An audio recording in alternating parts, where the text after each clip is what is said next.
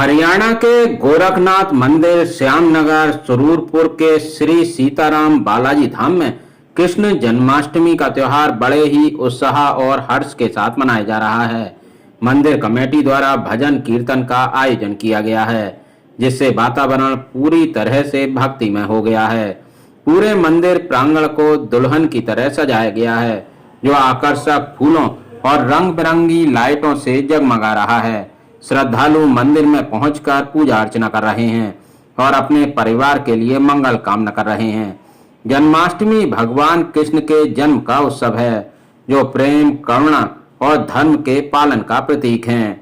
इस दिन लोग भगवान कृष्ण की पूजा अर्चना करते हैं और उनके जन्म की कथा सुनते हैं। एआरआई न्यूज के लिए कुमार प्रदीप की रिपोर्ट।